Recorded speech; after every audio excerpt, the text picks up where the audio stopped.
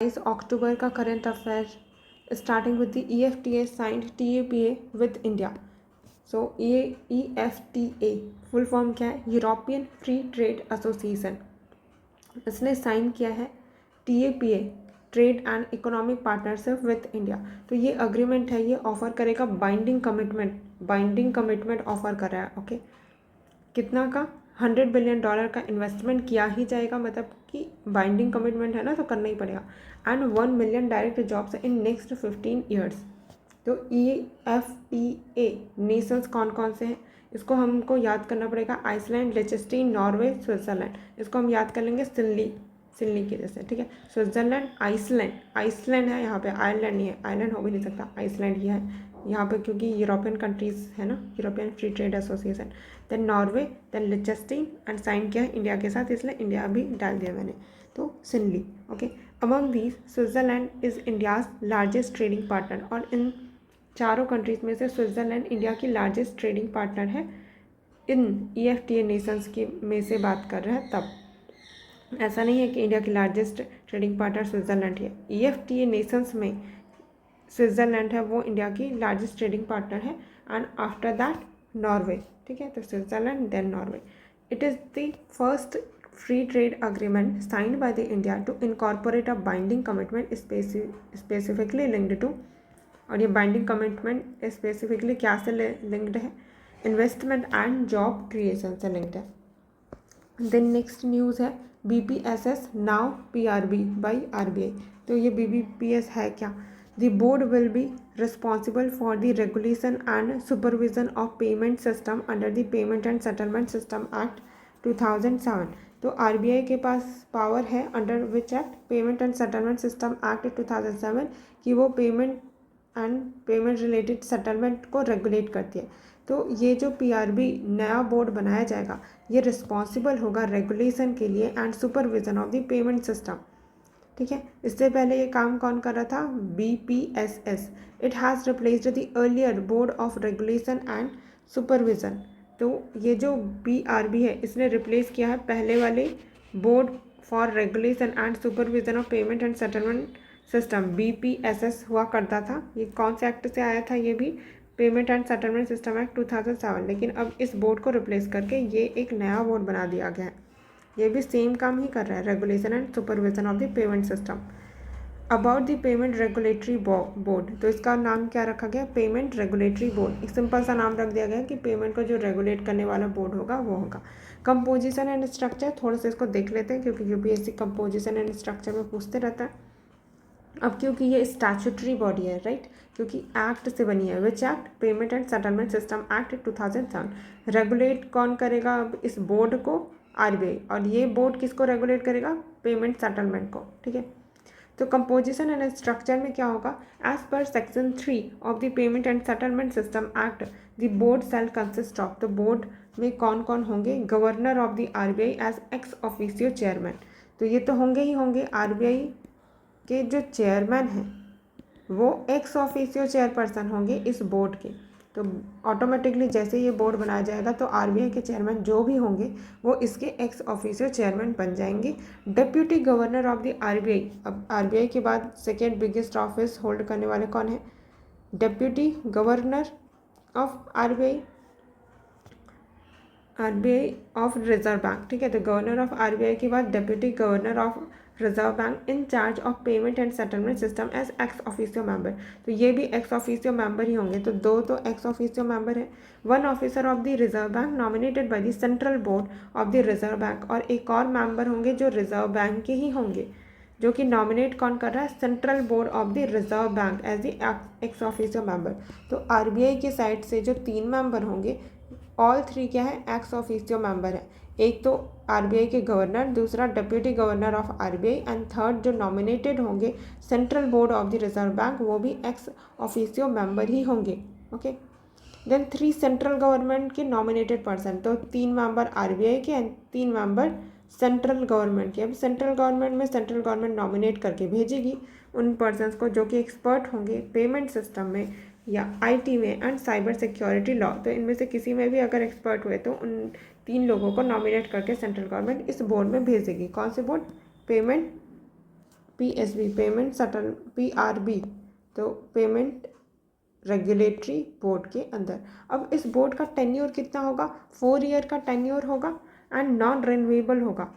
Resignation allowed with 6 week notice. तो अगर आपको रिज़ाइन करना है किसी भी मेंबर का या RBI की साइड से मेंबर, अब RBI के मेंबर में रिज़ाइन तो तभी कर पाएंगे जब वो गवर्नर के पोस्ट से ही हट रहे हैं तो, बट आपको फिर भी नोटिस तो देना होगा, 6 वीक का नोटिस देना होगा। इनका टेन्योर है 4 ईयर का, तो 6 मेंबर की बॉडी है payment regulatory board and 4 year का टेन्योर है and that is non renewable, renew नहीं होगा।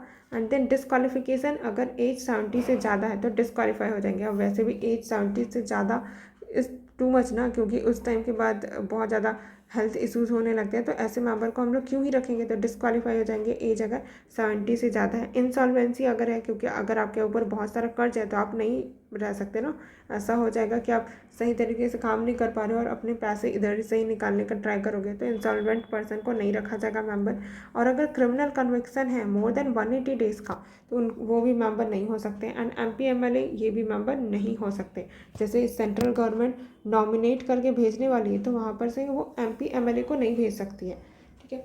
Then principal legal adviser of the RBI is a permanent invitee. और यहाँ पे एक परमानेंट इन्वाइटी होगा कौन, principal legal adviser of RBI। तो एक RBI का लीगल एडवाइज़र भी होता है जो principal legal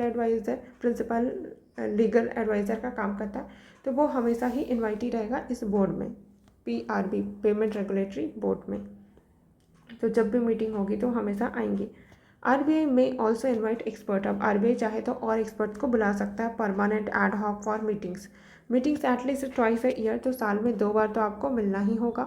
with quorum of 3 members including chairperson और deputy governor in his absence and a nominated member. तो साल में 2 बार तो मिलना ही होगा आपको और 3 मेंबर तो होंगे ही होंगे। और इन 3 मेंबर में से, मतलब ये कोरम है 3 मेंबर का, उनमें से 3 मेंबर में से एक मेंबर RBI की साइड से होना ही होगा और वो गवर्नर होगा, और अगर गवर्नर नहीं है तो डिप्यूटी गवर्नर, और एक मेंबर सेंट्रल गवर्नमेंट का नॉमिनेटेड मेंबर होना ही चाहिए। ऐसा नहीं कि 3 मेंबर RBI के मिले, कोई डिसीजन लिया हो गया काम, नहीं, एक मेंबर सेंट्रल गवर्नमेंट के होंगे ही होंगे नॉमिनेटेड में से। Decision making, decision by majority of votes of the members present and voting.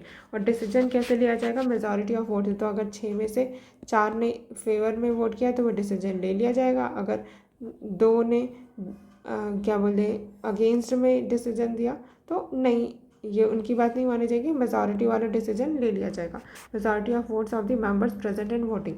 But what अगर टाई हो गया तो in the case of tie casting vote किसके पास होगा, चेयरपर्सन या फिर deputy governor in his absence. तो मतलब ये तो बहुत ज़्यादा ऑब्वियस सी बात है कि जो चेयरमैन है RBI के वही सबसे बड़े पोस्ट पे, तो उन्हीं को ही कास्टिंग वोट दिया जाएगा। बट अगर वो प्रेजेंट नहीं है तो उनके जगह पर डिप्यूटी गवर्नर होंगे, वो उनके एब्सेंस में कास्टिंग वोट दे सकते हैं इन केस ऑफ टाई, क्योंकि डिसीजन तो लेना ही है।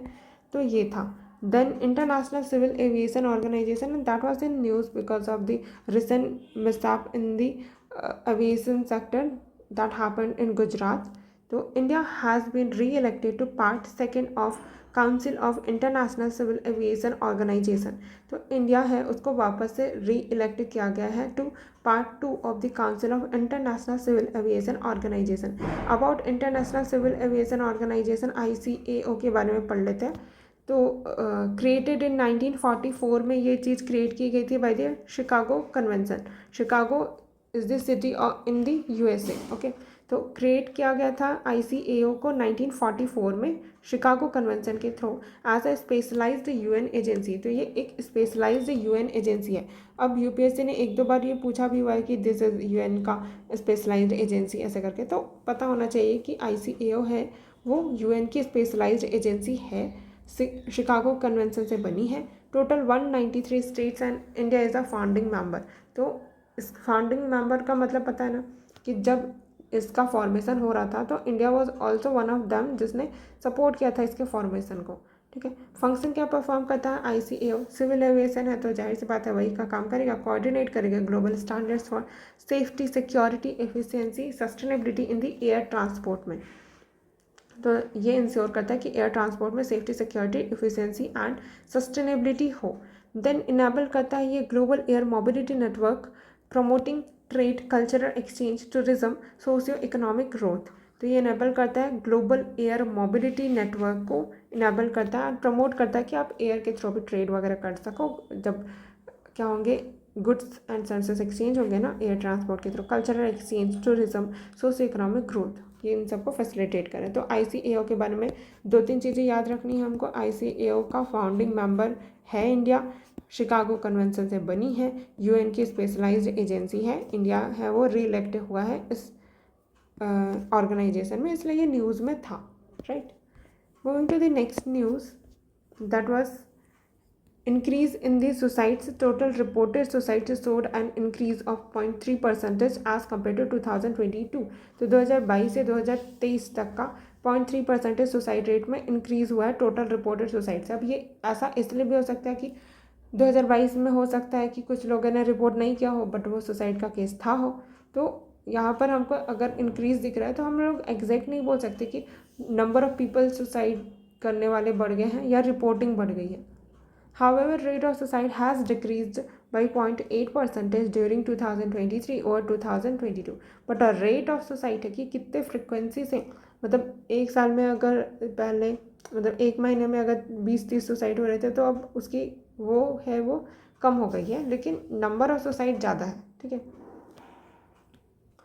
देन एक और इंटरेस्टिंग फैक्ट है कि रेट ऑफ सुसाइड रेट है वो अंडमान एंड निकोबार आइलैंड में हाईएस्ट है, देन सिक्किम में है, फिर केरला में है। तो अंडमान एंड निकोबार आइलैंड है इंडिया का, वहाँ पर रेट ऑफ सुसाइड हाईएस्ट है, एंड आफ्टर दैट सिक्किम में है, एंड फिर केरला में है। तो ये याद रख लेना, रेट ऑफ सुसाइड है, नंबर ऑफ सुसाइड नहीं। Cities have higher suicide rates as compared to all India suicide rate, और इन सिटीज़ में हायर सुसाइड रेट है as compared to all India जो सुसाइड रेट है उससे ज़्यादा। तो ऑल इंडिया सुसाइड रेट अगर मान लेते हैं 25 है तो यहाँ पर 26 होगा, ये 27 ऐसे, 28 हो गया, 27 ये 26 ऐसा हो जाएगा, ठीक है। तो ऑल इंडिया में जो सुसाइड रेट है उससे ज़्यादा है, इसलिए ये हाईएस्ट देखने को मिल रहा है। States with higher percentage share of suicide, कौन सा स्टेट है जहाँ पे सबसे ज़्यादा सुसाइड देखने को मिल रहा है? तो ये नंबर ऑफ सुसाइड के बेसिस पे, तो ये महाराष्ट्र में सबसे ज़्यादा सुसाइड है। अब ये महाराष्ट्र, मुंबई को बोला भी जाता है कि सिटी ऑफ ड्रीम्स। अब जहाँ पे ड्रीम पूरे नहीं होते तो वन ऑफ मेजर कॉज तो ये भी है सुसाइड का। And number of people who are struggling, वो भी बहुत मैटर करता है सुसाइड के लिए, और फेलियर वगैरह। तो महाराष्ट्र में सबसे ज़्यादा हाईएस्ट परसेंटेज ऑफ सुसाइड देखने को मिला है। ये सब याद करने के लिए बता रही हूँ मैं। तो तमिलनाडु में, अब महाराष्ट्र के बाद कौन सा है? तमिलनाडु, वहाँ पे परसेंटेज शेयर ऑफ सुसाइड ज़्यादा है। देन मध्य प्रदेश में, फिर कर्नाटका में, एंड देन वेस्ट बंगाल में।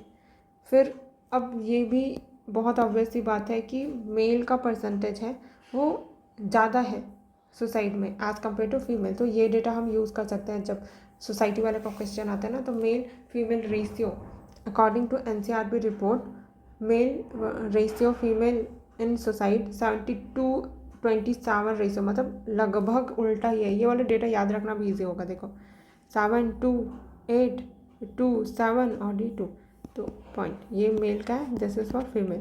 तो 7-2 याद रख लेना, उसका उल्टा कर देना, 8 और 9 10 ऐड करना है तो 10 आना चाहिए। तो ये डेटा याद रख लेना। इसको यहाँ पर मैं हाईलाइट भी कर लेती हूँ कि frequently we can use that data. कुछ ज़्यादा ही थिक हो गया।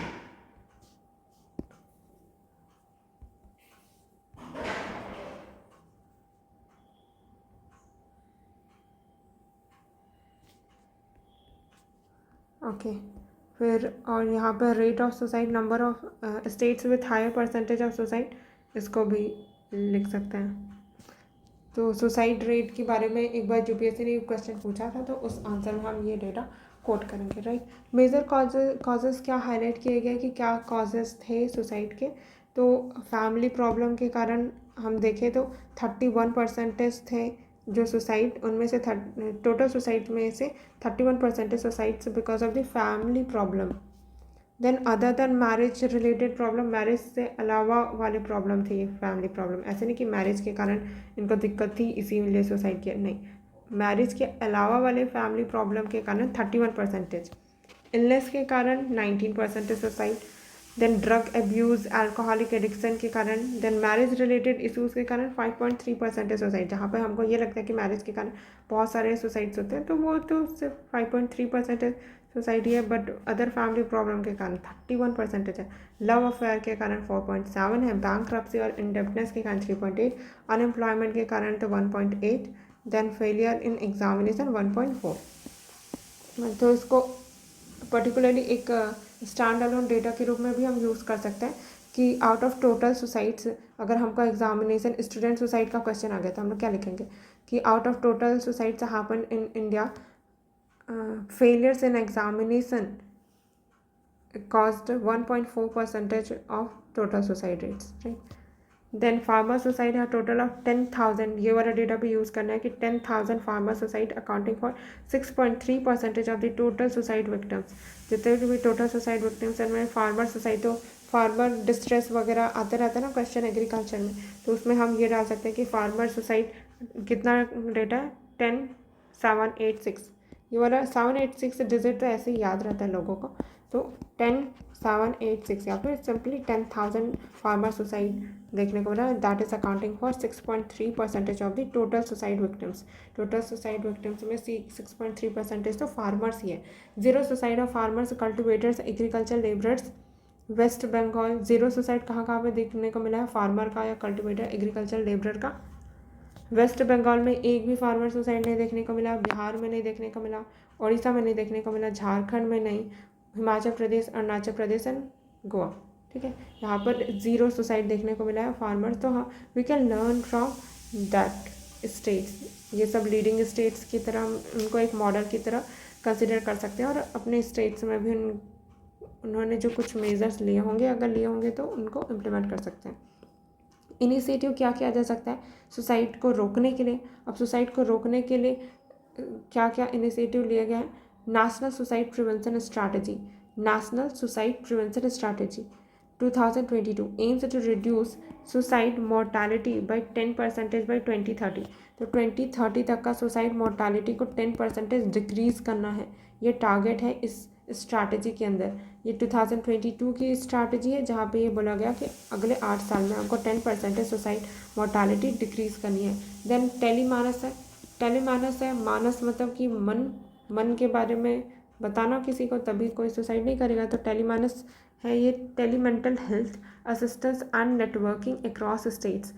टेली मेंटल हेल्थ इसका फुल फॉर्म है tele mental health assistance and networking across states. States के across health mental health assistance देना। ये 24/7 अवेलेबल होगा, फ्री होगा, tele mental health support. Then national mental health programme, national mental health programme भी है to provide accessible decentralised mental health care. Accessible भी होगा ये mental health care and decentralise तरीके से मेंटल हेल्थ केयर प्रोवाइड किया जाएगा। मनोदर्पण भी है, ministry of education project to provide psychosocial support for the mental health and well-being of students, teachers and families. Manodarpan, ministry of education project to provide psychosocial support for the mental health and wellbeing of students. तो मनोदर्पण है, ये ministry of education का है जो कि project करता है, क्योंकि स्टूडेंट सुसाइड भी तो है ना बहुत ज़्यादा। देखो कहाँ पर है student suicide, failure in examination 1.4% है, और लव अफेयर्स में भी यंग है उनका बढ़ता जा रहा है, तो 4.7% इसको भी डाल सकता है। तो Manodarpan ministry of education project to provide psychosocial support for the mental health and wellbeing of students. Manodarpan है वो स्टूडेंट्स के लिए है, स्पेसिफिकली टीचर्स एंड फैमिलीज़ के लिए। तो कौन कौन सा हमको याद हो गया अगर हमको सुसाइड रोकना है। तो एक तो नेशनल सुसाइड प्रिवेंशन स्ट्रैटेजी 2022 का, देन टेलीमानस है, एंड उसके बाद स्टूडेंट लोगों के लिए है मनोदर्पण। मनोदर्पण क्योंकि बच्चे मॉर्निंग में स्टूडेंट है वो स्कूल जाने से पहले दर्पण देखते हैं, तो ऐसे करके याद रख लेना मनोदर्पण। बट ये स्पेसिफिकली स्टूडेंट के लिए ही बस नहीं है, स्टूडेंट के साथ साथ टीचर्स के लिए भी है, फैमिलीज मतलब एजुकेशन वालों से। मनोदर्पण मिनिस्ट्री ऑफ एजुकेशन का। टेलीमानस है ये तो नॉर्मली बाकी सबके लिए, हेल्थ असिस्टेंस एंड नेटवर्किंग के लिए।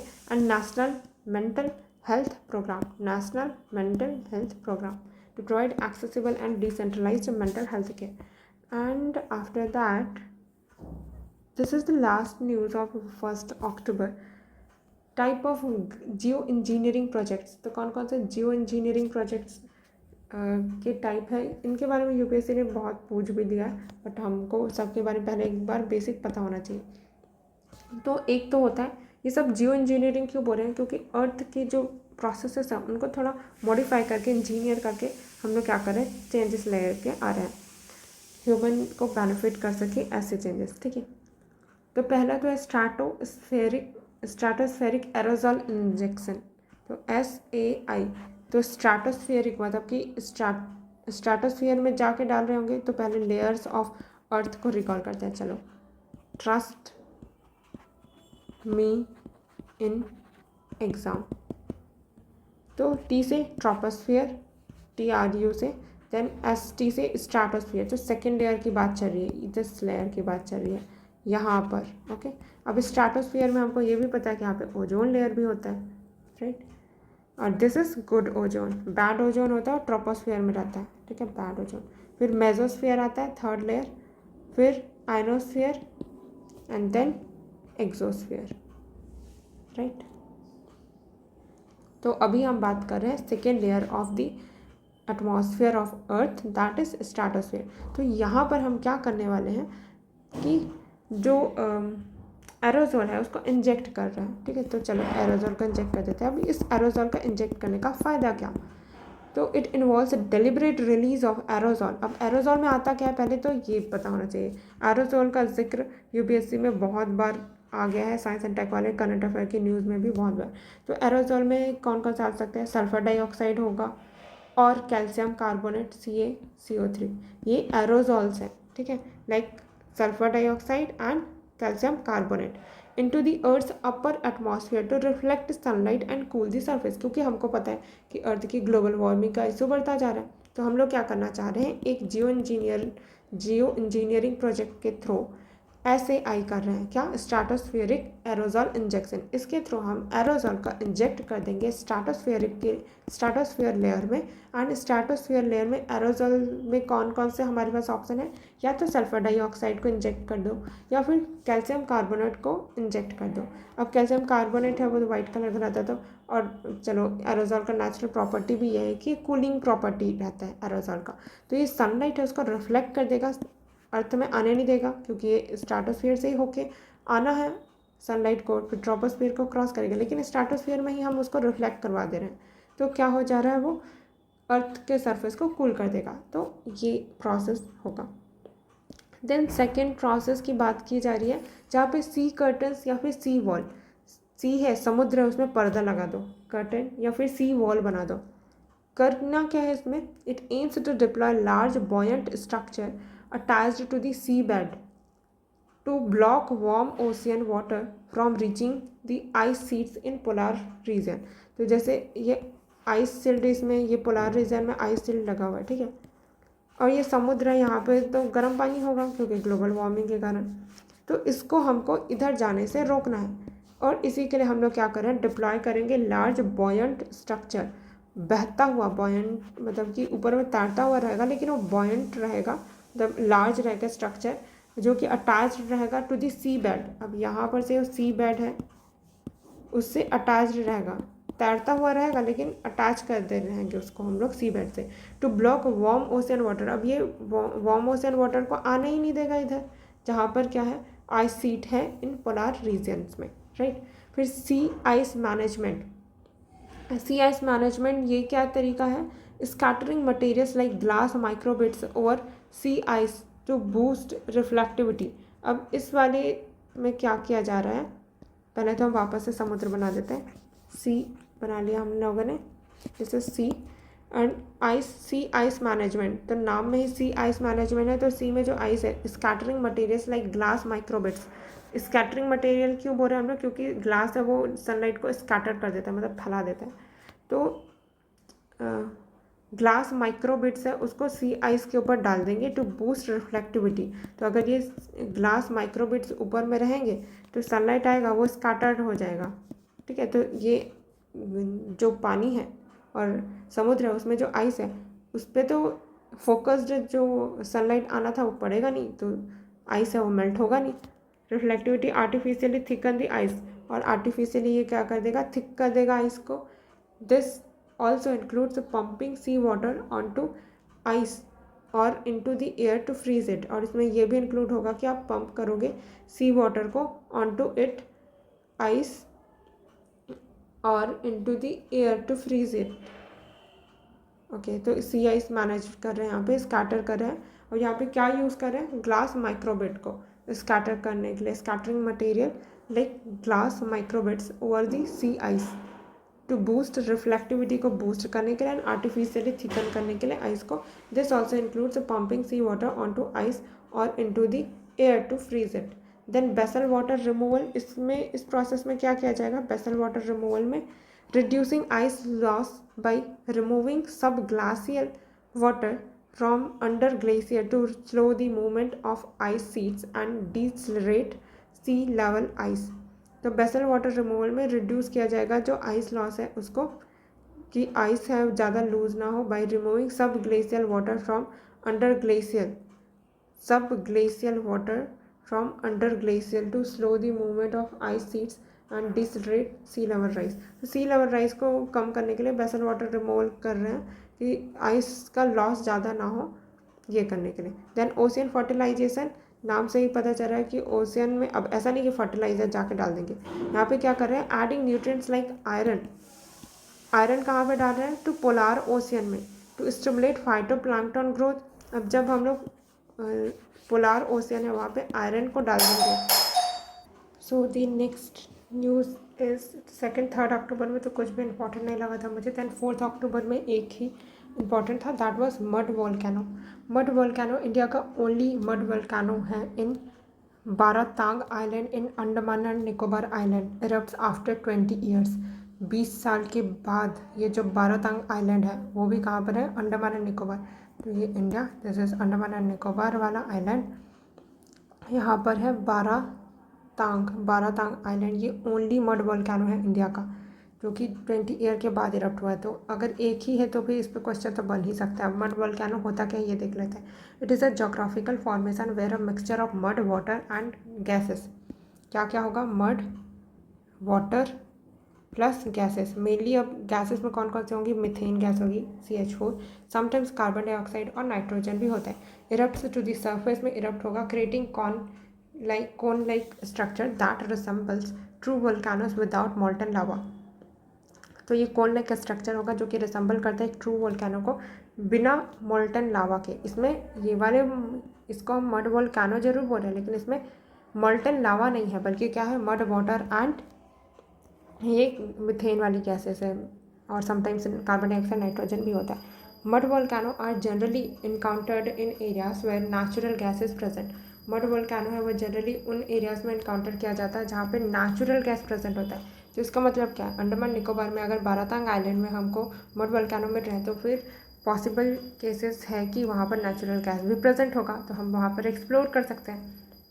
अब ये जनरली इनकाउंटर किया जाता है ना, ऐसा नहीं कि ऐसा भी एक आध केस में ऐसा हो सकता है कि वहाँ पे मड वोल्केनो है लेकिन नेचुरल गैस नहीं है, बट जनरली तो होता ही है। Eruptions are caused by the pressure from earth's tectonic forces.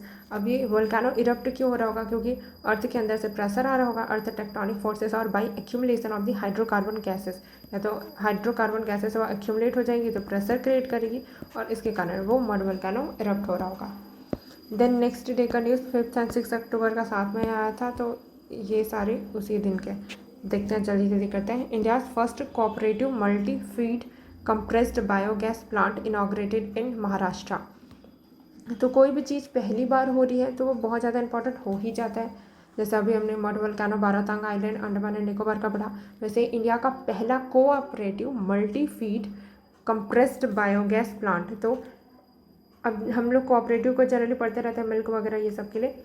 अभी इंडिया में पहली बार कोऑपरेशन ये बायोगैस प्लांट के लिए किया गया है, वो भी कहाँ, महाराष्ट्र में। तो महाराष्ट्र याद रखना है, बायोगैस प्लांट इनॉग्रेट किया गया महाराष्ट्र में। प्राइम मिनिस्टर लॉन्च PM सेतु। अब ये PM सेतु है क्या, प्रधानमंत्री skilling and employability transformation through upgraded ITI।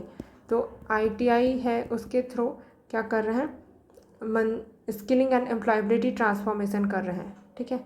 Upgraded ITI, तो ITI से उनको क्या कर रहे हैं, इंडस्ट्रियल ट्रेनिंग इंस्टीट्यूशंस है ITI का फुल फॉर्म, इनके थ्रू क्या कर रहे हैं, इनको तो पहले अपग्रेड कर रहे हैं ताकि स्किलिंग एंड एम्प्लॉयबिलिटी ट्रांसफॉर्मेशन कर सके। तो ये ITI रिलेटेड है PM सेतु। देन लैंडस्लाइड के बारे में, तो लैंडस्लाइड होता क्या है, लैंडस्लाइड अब ये मेंस के लिए कंटेंट है। डेफिनेशन लैंडस्लाइड का क्या है, a landslide is a mass movement of material such as rock, earth और debris down a slope under the influence of gravity.